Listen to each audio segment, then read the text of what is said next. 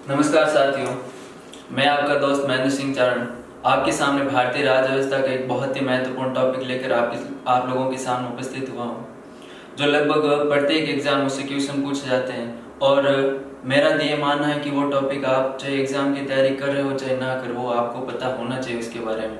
और वो जो टॉपिक है बहुत ही महत्वपूर्ण है, जो लगभग जिसके बारे में हम लोगों को जानकारी होनी चाहिए। और जो टॉपिक लेकर मैं आप लोगों के सामने उपस्थित हुआ हूँ वो है हमारा मौलिक अधिकार। कौन सा टॉपिक है दोस्तों? मौलिक अधिकार।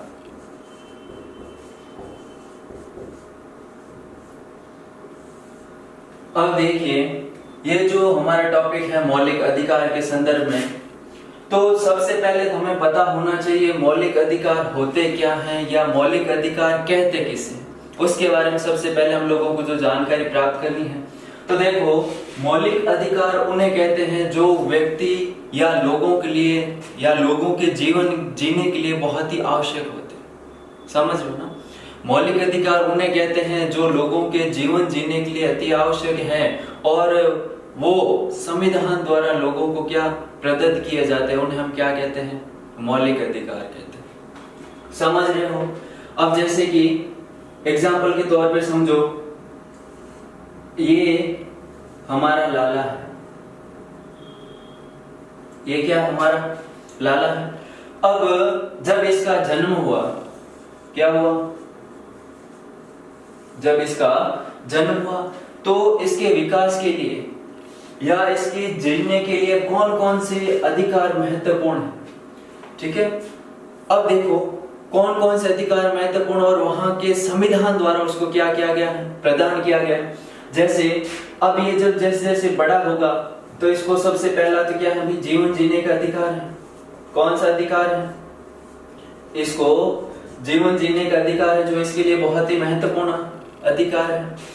फिर इसकी आजीविका चलाने के लिए भी इसको क्या प्राप्त होना चाहिए? अधिकार प्राप्त होना चाहिए। इसको शिक्षा का भी क्या अधिकार प्राप्त होना चाहिए। तो एक सिंपल शब्दों में आप याद रख लेना कि मौलिक अधिकार उन्हें कहते हैं जो प्रत्येक लोगों के जीवन जीने के लिए क्या होते हैं? अति आवश्यक होते हैं, महत्वपूर्ण होते हैं और वो संविधान द्वारा क्या होते हैं? प्रदत्त होते हैं। उन्हें हम लोग क्या कहते हैं? मौलिक अधिकार कहते हैं। तो देखिए दोस्तों, अगला जो है कि ये जो मौलिक अधिकार है, ये मौलिक अधिकारों वाला कंसेप्ट या ये जो मौलिक अधिकारों वाली बात है, ये आई कहां से? तो देखो, इसकी जो सबसे पहले बात आती है मौलिक अधिकारों के संदर्भ में, जो सबसे पहले चर्चा हुई, हम ऐसा बोल सकते हैं, जो सबसे पहले इसके संदर्भ में जो चर्चा की गई थी वो 1215 ईस्वी। अब देखो, 1215 ईस्वी की बात है। कब की बात है? 1215 की बात है। अब 1215 के अंदर ब्रिटेन का राजा था। कहां का?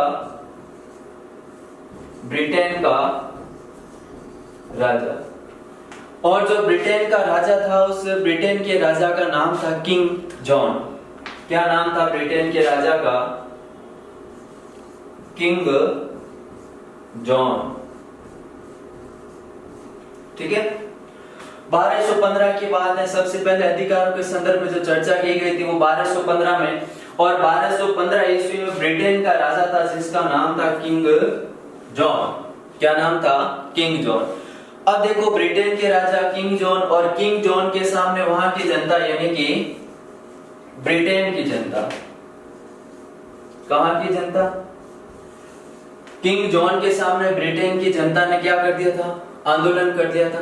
क्या कर दिया था? आंदोलन किया। और जब आंदोलन किया तो किंग जॉन के सामने उन सबको उपस्थित किया गया और पूछा गया कि आप आंदोलन करने का आपको कारण क्या है, किस वजह से आप आंदोलन कर रहे हो। तब वहां की जो जनता थी, यानी कि ब्रिटेन के जो नागरिक थे, उन्होंने कहा था कि आप हमारा क्या कर रहे हो? शोषण कर रहे हो। कहीं पर भी जरूरत होती है आप हमें भेज देते हो, लेकिन हमें कुछ भी अधिकार नहीं दिए गए। तो आप ऐसा करो कि जो हमारे अधिकार है वो हमें आप क्या कर दो? वापस दे दो। क्या कर दो कि हमारे को जीवन जीने का भी तो हमारा अधिकार होना चाहिए, हमारा कोई अधिकार है नहीं, आप जैसा चाहो वैसा हमारे साथ करते हो, इससे क्या होता है, हमारे कोई अधिकार है नहीं, इससे हमारा क्या हो जाता है, शोषण हो जाता है। तो आप ऐसा करो कि जो भी हमारे अधिकार हैं वो अधिकार आप लोग हमें क्या करो, वापस दे दो।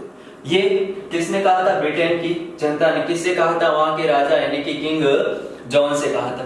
तब ब्रिटेन का जो शासक था किंग जॉन, इस किंग जॉन ने क्या किया था, वहां की जो जनता थी यानी कि ब्रिटेन के नागरिकों को, किंग जॉन ने ब्रिटेन के नागरिकों को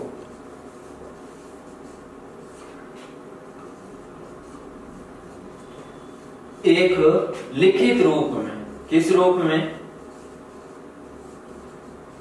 लिखित रूप में अधिकार पत्र दिया गया।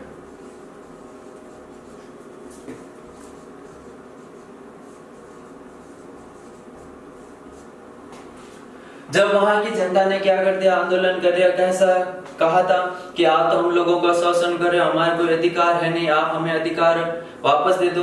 तब किंग जॉन ने क्या किया था, वहां की यानी कि ब्रिटेन के नागरिकों को एक लिखित रूप में, किस रूप में, ब्रिटेन के नागरिकों को एक लिखित रूप में अधिकार पत्र दिया गया था कि ये आपके कुछ एक अधिकार हैं जिनको मैं लिखकर आप लोगों को दे रहा हूं। तो जिस पत्र में ये लिखित अधिकार था, जिस पत्र में लिखकर अधिकार दिए गए थे ब्रिटेन के नागरिकों को, उस जो अधिकार पत्र था, इस अधिकार पत्र को कहा गया था मैग्ना कार्टा। याद रखना यहां से बात, क्या कहा गया था उसको, मैग्ना कार्टा कहा गया था। क्या कहा गया था, मैग्ना कार्टा। तो अब मैग्ना कार्टा का जो शाब्दिक अर्थ हो जाता, क्या हो जाता, अधिकार पत्र हो जाता, क्योंकि किंग जॉन ने 1215 में ब्रिटेन के नागरिकों को एक लिखित रूप में कुछ एक अधिकार दे दिए थे, और जिस पत्र पर यानी कि जिस दस्तावेज पर जो अधिकार लिख कर दिए थे, उन अधिकारों को क्या कहा गया, अधिकार पत्र को मैग्ना कार्टा कहा गया। क्या कहा गया था, मैग्ना कार्टा कहा गया था। अब यह तो इसकी शुरुआत थी, यानी कि अधिकारों के संदर्भ में सबसे पहली बात हमें कहां से मिलती है, इसके संदर्भ में जानकारी। आप सबसे पहले कहां पर अधिकारों की चर्चा की गई थी, तो सबसे पहले ब्रिटेन में की गई थी। कब की बात है, 1215 में। और 1215 ब्रिटेन के राजा किंग जॉन के सामने वहां की जनता ने क्या कर दिया था, विद्रोह कर दिया था, यहाँ आंदोलन कर दिया था। और उस समय वहां के नागरिकों ने किंग जॉन से कहा था कि आप हमारा शोषण कर रहे हो, हमें क्या चाहिए, हमारे अधिकार वापस चाहिए। तब ऐसी बात में किंग जॉन ने कहा था कि ठीक है, आपको आपके अधिकार मिल जाएंगे। और किंग जॉन ने क्या किया था, एक दस्तावेज तैयार किया जिस पर लिखित रूप में कुछ एक वहां के नागरिकों को क्या दे दिए, अधिकार दे दिए जो उनके लिए आवश्यक थे। अब जिस पत्र पर यह अधिकार लिखा गया था, उस पत्र को क्या कहा जाता है, मैग्ना कार्टा कहा। क्या कहा जाता है दोस्तों, मैग्ना कार्टा कहा जाता है। यह तो थोड़ी सी इस मौलिक अधिकार के संदर्भ में चर्चा। अब हम बात करते हैं कि हमारे भारत देश में मौलिक अधिकार कौन कौन से हैं। ठीक है, अब देखो, ये तो बात 1215 की शुरुआत हो गई मौलिक अधिकारों की। अब देखो, भारत देश में जो मौलिक अधिकार है, कहां पर, भारत देश में जो भारत देश में मौलिक अधिकार हैं वो कहां से लिए गए हैं, तो अमेरिका के संविधान से लिए गए। अमेरिका के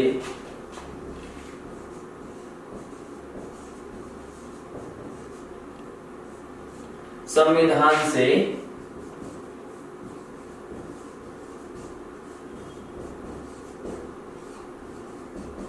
लिए गए। बात आ रही है समझ में। सबसे पहले शुरुआत तो 1215 ईस्वी में ब्रिटेन में हो गई थी किंग जॉन के द्वारा, लेकिन भारत देश में जो भी मौलिक अधिकार है वो भारत देश में कहां से लिए गए हैं, तो अमेरिका के संविधान से लिए गए। यदि आपसे सीधा सा पूछ ले कि भारतीय संविधान में जो मौलिक अधिकार है वो कौन से देश के संविधान से लिए गए हैं, तो कौन से देश के संविधान से लिए गए हैं? अमेरिका के संविधान से लिए गए। फिर ये जो मौलिक अधिकार है, इन मौलिक अधिकारों का जो उल्लेख है, मौलिक अधिकारों का उल्लेख, वो मौलिक अधिकारों का उल्लेख भारतीय संविधान के भाग 3 में मिलता है। किस में मिलता है? भाग 3 में मौलिक अधिकारों का क्या मिलता है? उल्लेख है। ठीक है।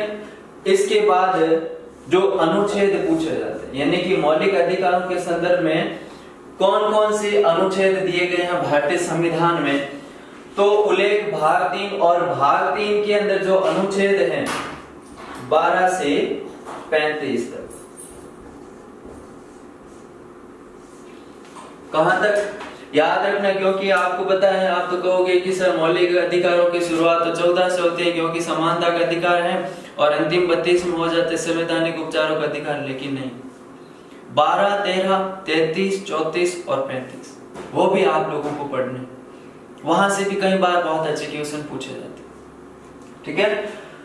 तो मौलिक अधिकारों की जो कॉन्सेप्ट है या ये विचार है, कौन से देश से लिया गया है?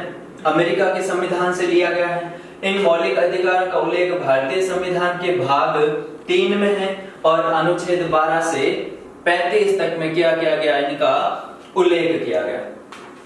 अब देखो, ये जो भाग 3 है, मैंने आपको बताया था कि जो किंग जॉन ने एक लिखित दस्तावेज में ब्रिटेन के नागरिकों को कुछ एक अधिकार दिए थे, उन अधिकारों को क्या, अधिकार पत्र को क्या कहा गया था? Magna carta. यानी कि जहां कहीं भी अधिकारों की बात की जाएगी उसे क्या कहा जाएगा? मैग्ना कार्टा कहा जाएगा। क्या कहा जाएगा? Magna carta. तो आप मुझे बताओ कि ये जो भाग 3 है, इसमें किसका उल्लेख है? मौलिक अधिकारों का उल्लेख है। और मैंने आपसे कहा था कि जहां पर भी अधिकारों का उल्लेख हो उसको क्या कहा जाता है? Magna carta. तो आप बताओ, इस भाग 3 को भी हम लोग क्या कहेंगे? इस भाग 3 को कहा जाता है भारतीय संविधान का मैग्ना कार्टा। कई बार पूछ लिया जाता है भारतीय संविधान का मैग्ना कार्टा। क्या कहा जाता है? भारतीय संविधान का मैग्ना कार्टा। अब यदि आपसे पूछ ले कि भाग 3 को भारतीय संविधान का मैग्ना कार्टा ही क्यों कहा जाता है, तो आप आराम से बता सकते हो कि ब्रिटेन के राजा किंग जॉन ने 1215 ईस्वी में वहां की जनता को कुछ एक अधिकार लिखित रूप में दिए थे, और जिस दस्तावेज पर उन्होंने लिखित रूप में कुछ एक अधिकार दिए थे, उस दस्तावेज को या अधिकार पत्र को मैग्ना कार्टा कहा गया है। और जहां कहीं भी मौलिक अधिकारों का उल्लेख होता है, जिस पत्र में मौलिक अधिकारों का उल्लेख होता है, जिस भाग में मौलिक अधिकारों का उल्लेख होता है, उस भाग या उस पत्र को क्या कहा जाता है? मैग्ना कार्टा कहा जाता है। और भारतीय संविधान के भाग 3 में मौलिक अधिकारों का उल्लेख है, इसलिए भारतीय संविधान के भाग 3 को क्या कहा जाता है? भारतीय संविधान का मैग्ना कार्टा कहा जाता है। क्या कहा जाता है? मैग्ना कार्टा कहा जाता है। यहां तक तो ये बात हो गई कि मौलिक अधिकार कहां से लिए गए? अमेरिका से लिए गए, जिसका उल्लेख संविधान के भाग 3 में है, और अनुच्छेद 12 से लगाकर 35 तक हो गई यहां तक बात। फिर मूल संविधान में कितने अधिकार थे, वर्तमान में कितने अधिकार हैं, उसके संदर्भ में थोड़ी सी चर्चा करते हैं। अब देखो, मूल अधिकार, और मैंने आपको कहा था कि जहां कहीं भी आप मूल अधिकार देखो तो दिमाग में सिर्फ और सिर्फ एक ही तारीख याद रखो, 26 जनवरी 1950। दूसरी आपको कुछ भी याद रखनी है। जैसे मूल आए तो आप ऐसे सोच लो हम 26 जनवरी 1950 के दिन बैठे हैं, बस उस दिन हमारे सामने हमारा संविधान कैसा था, तो उस संविधान में हमारे क्या क्या था, तो वही पूछे कि कुल अनुच्छेद कितने थे मूल संविधान में, तो 395। अनुसूचियां कितनी थी? 8, जो हम लोगों ने पढ़ ली है। ठीक है। अब देखो, मूल संविधान में, मूल संविधान में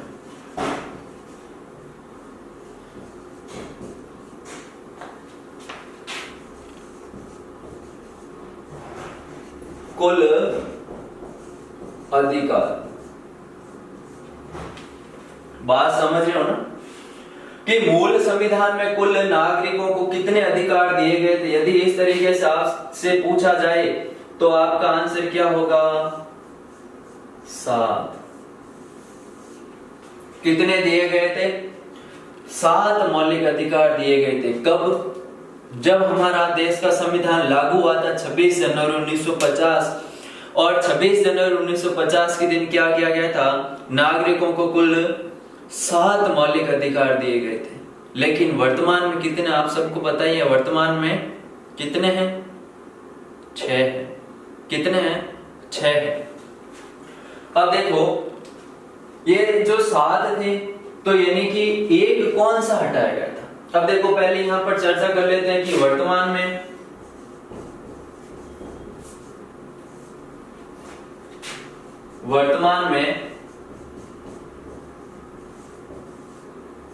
मौलिक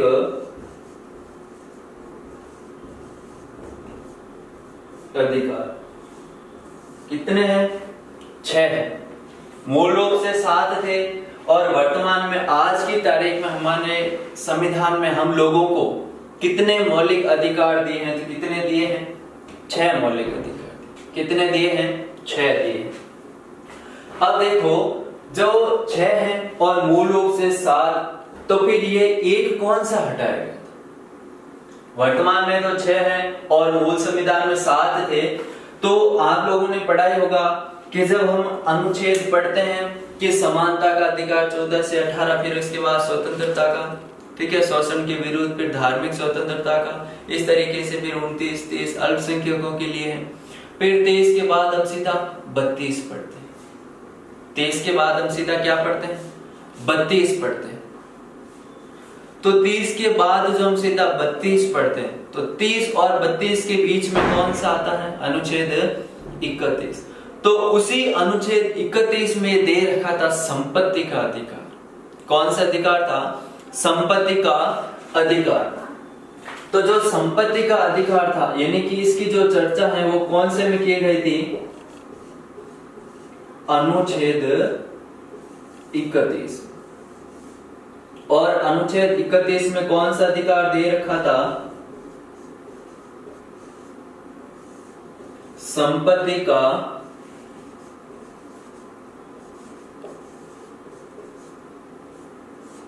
अधिकार। ठीक है, 23 के बाद हम सीधा 32 पढ़ लें। लेकिन जो 31 का कौन सा है? वो है संपत्ति का अधिकार। और 32 तो आप लोगों को पता है, संवैधानिक उपचारों का अधिकार। और डॉक्टर भीमराव अंबेडकर और उसके लिए कहा भी था कि ये सबसे संविधान का सबसे महत्वपूर्ण अनुच्छेद है, इसके बिना संविधान क्या है? अर्थहीन है। तो डॉक्टर अंबेडकर साहब ने क्या कहा था कि जो संवैधानिक उपचारों का अधिकार है वो क्या है? हृदय है। संविधान की क्या है? हृदय और आत्मा की संज्ञा थी। तो अब देखिए अनुच्छेद 31 में जो संपत्ति का अधिकार था, इसको हटाकर विधिक अधिकार बना दिया था। कौन सा अधिकार बना दिया था? विधिक। विधिक का अर्थ क्या होता है? कानूनी अधिकार। अब देखो इसको कब हटाया गया था? तो आपको पता है 44वां संविधान संशोधन हुआ। कौन सा? 44वां संविधान संशोधन। जो 44वां संविधान संशोधन हुआ था, कब हुआ था? 1978। कब हुआ था? 1978 में जो ये संविधान संशोधन हुआ था 44वां, इस 44वें संविधान संशोधन के द्वारा इस संपत्ति के अधिकार को हटाकर, इस संपत्ति के अधिकार को क्या करके, इस संपत्ति के अधिकार को हटाकर संविधान के भाग 12 में, कौन से? भाग 12 के तहत या भाग 12 में अनुच्छेद 300 क के तहत, क बोल सकते हो, अ बोल सकते हो, ए बोल सकते हो, 301 बोल सकते हो। तो संपत्ति का अधिकार 44 संविधान संशोधन 1978 के द्वारा इसको हटाकर भाग 12 में अनुच्छेद 300 क के तहत कौन सा अधिकार बना दिया है? विधिक अधिकार बना।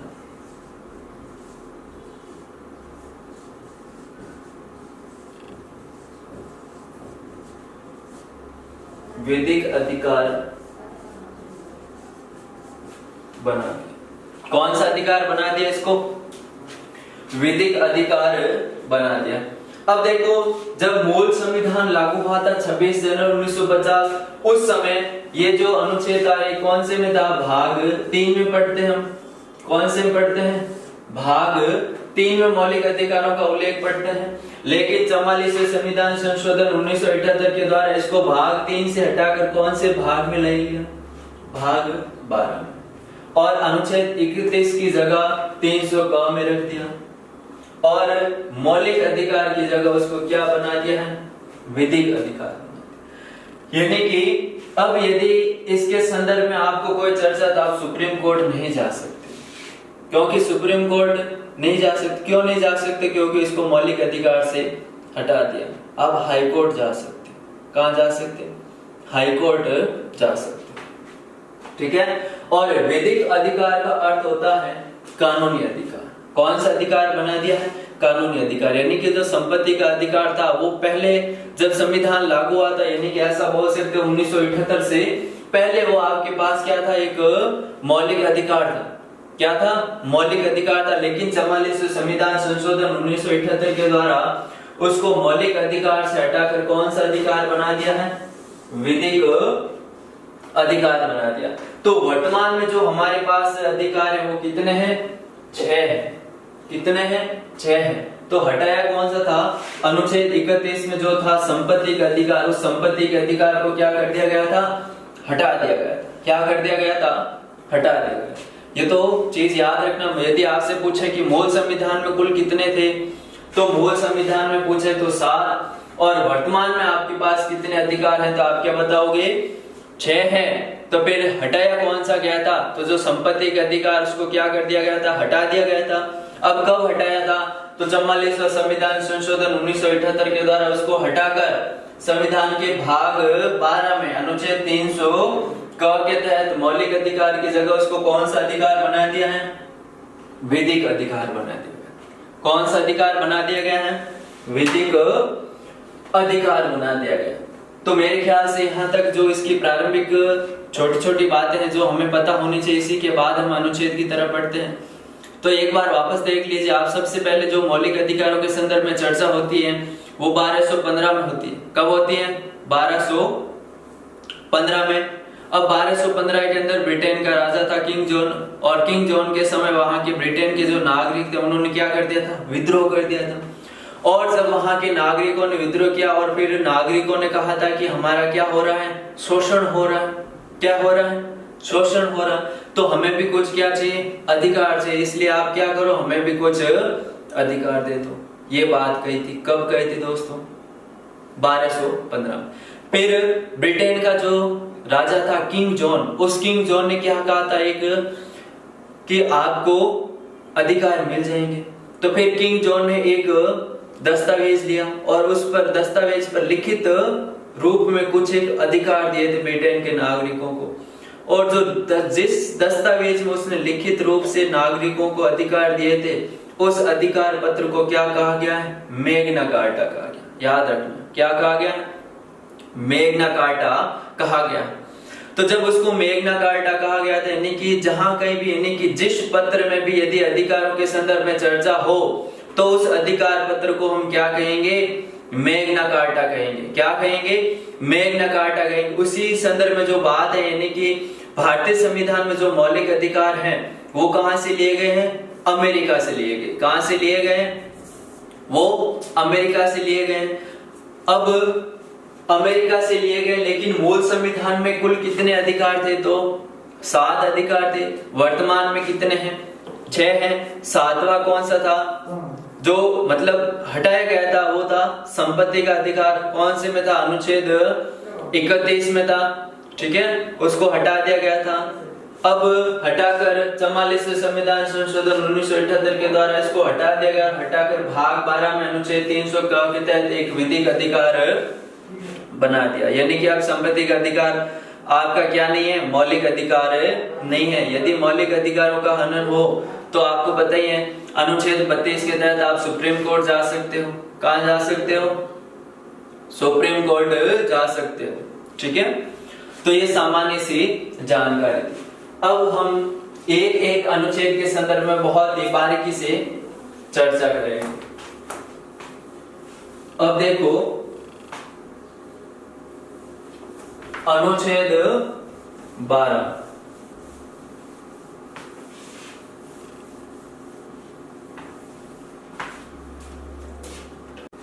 ठीक है, तो हम एक एक अनुच्छेद के बारे में चर्चा करते हैं। तो जो सबसे पहला अनुच्छेद है, क्योंकि मौलिक अधिकारों की शुरुआत के संदर्भ हम लोगों ने पढ़ा था कि मौलिक अधिकारों की जो शुरुआत है वो भाग 3 में है और भारतीय संविधान का मैग्ना कार्टा भाग 3 को कहा जाता है। क्यों कहा जाता है उसके संदर्भ में हम लोगों ने चर्चा की थी। और मौलिक अधिकारों की जो शुरुआत है वो कौन से अनुच्छेद से होती है? तो अनुच्छेद 12 से लगाकर 35 के मध्य किसका उल्लेख है? मौलिक अधिकारों का उल्लेख है।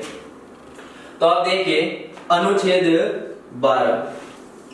अब इस अनुच्छेद 12 के अंदर राज्य शब्द की परिभाषा, यानी कि अनुच्छेद 12 के अंदर राज्य शब्द को परिभाषित किया गया। राज्य शब्द को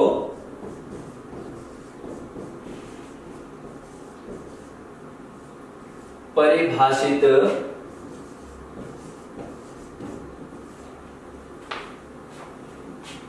किया गया। तो आप लोग याद रखो,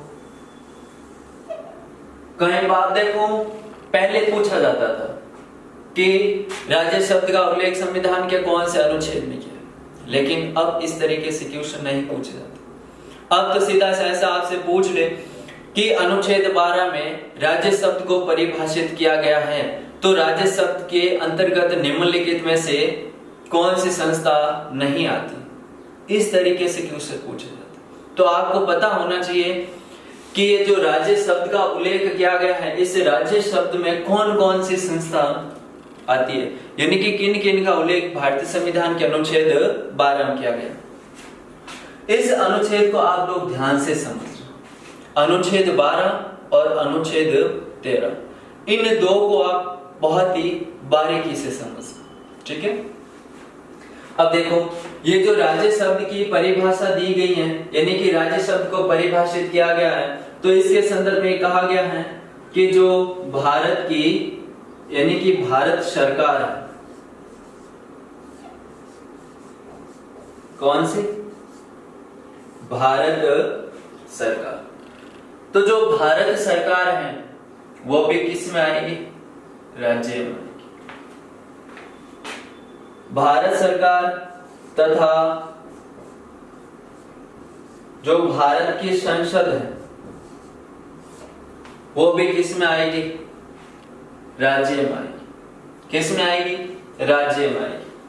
फिर अगला है कि जो राज्य सरकार है वो राज्य सरकार भी किस में आएगी?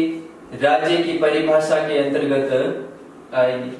फिर इसके बाद जो विधान मंडल है वो विधान मंडल भी किस में आएगा?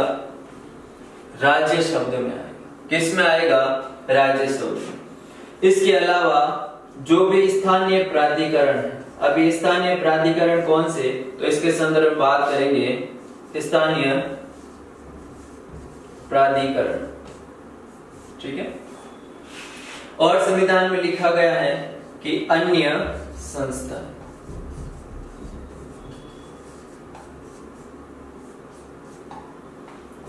ये बात संविधान में लिखी। अब ये कौन कौन सी बातें लिखी गई इसको हम बहुत ही अच्छी तरीके से समझना आप लोगों को ध्यान से। अनुच्छेद 12 में कहा गया कि भारत सरकार तथा संसद, राज्य सरकार तथा विधानमंडल और स्थानीय प्राधिकरण और अन्य संस्थाएं वो सब क्या है, राज्य की परिभाषा में आएगी। तो अब देखो मैं आप लोगों को बता देता हूं सीधा सरल तरीका में आप लोग याद रखना कि वो सभी संस्थाएं,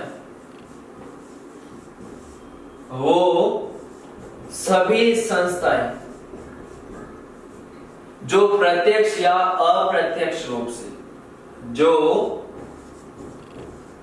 प्रत्यक्ष या अप्रत्यक्ष, जो प्रत्यक्ष या अप्रत्यक्ष रूप से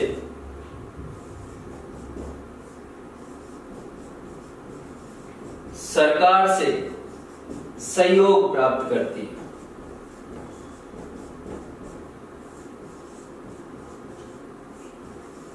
सरकार से सहयोग प्राप्त करती हैं, वो सारी की सारी संस्थाएं किस में आएगी, राज्य में आएगी। किस में आएगी?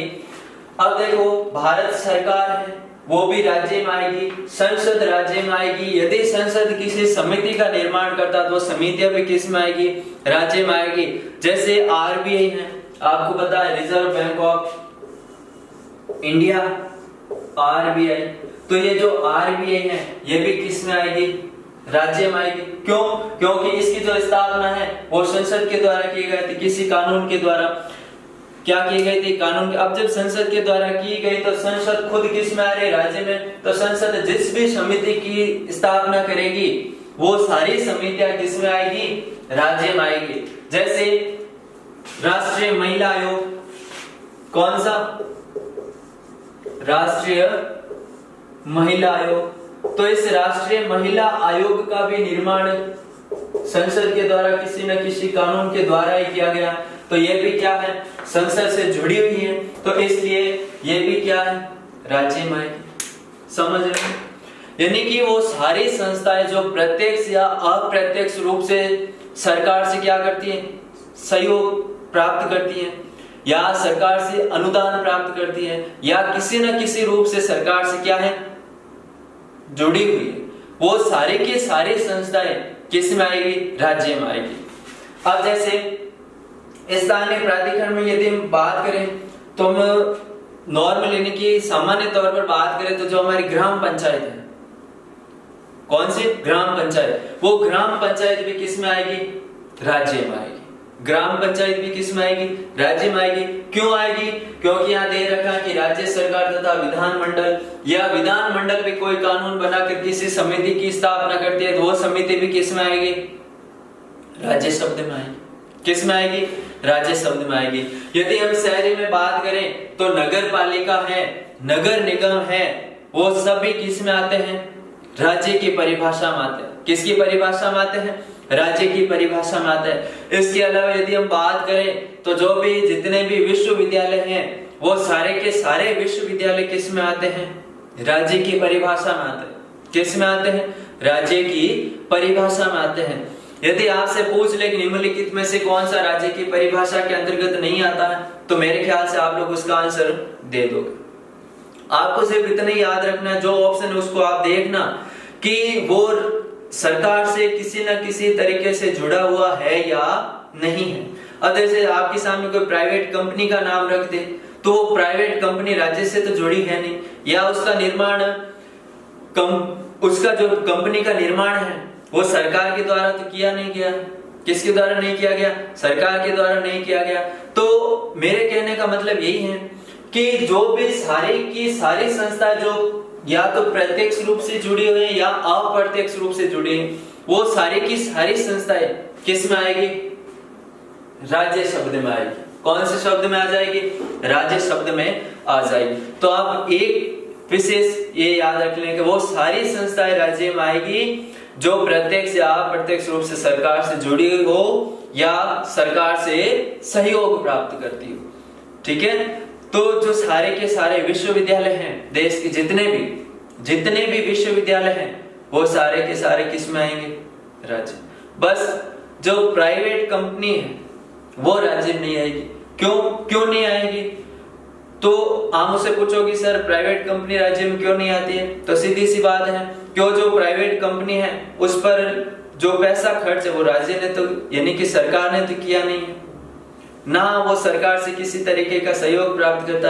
यानी कि उस प्राइवेट सेक्टर में जो भी कर्मचारी काम करे उन सबको जो भी तनख्वाह है वो जो कंपनी का मालिक होता है वही देता है। और कंपनी का नाम भी ऐसा है नहीं कि भारत सरकार ने रखा, उसने खुद ने रखा है, तो वो राज्य शब्द की परिभाषा से क्या हो जाएगा? बाहर हो जाएगा। तो मेरे ख्याल से आप लोगों ने ये अनुच्छेद 12 आराम से समझ लिया होगा।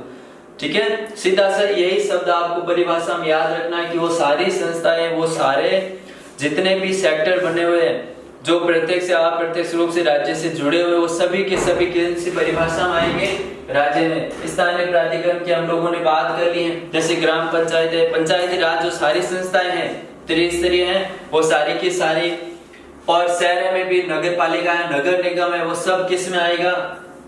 राज्य शब्द की परिभाषा। ठीक है दोस्तों, यदि आपको ये हमारी क्लास अच्छी लगी हो तो आप क्या करना? लाइक करना, शेयर करना, और जो हमारा चैनल है उसको सब्सक्राइब करना, क्योंकि वीडियो आते आप लोगों को क्या पता चलता है, ताकि आप अपनी तैयारी को और भी बेहतर करते। ठीक है, तो अगली जो हमारी क्लास होगी उसमें हम लोग क्या करेंगे, इसके आगे के जो अनुच्छेद हैं उसके संदर्भ में चर्चा करेंगे। तब तक आपको क्या करना है, इसको 1-2 बार देख लेना, अच्छी तरीके से समझ लेना है, और इस शब्द को आराम से समझना कि राज्य की परिभाषा के अंतर्गत कौन कौन सी बातें आती हैं। ठीक है, धन्यवाद।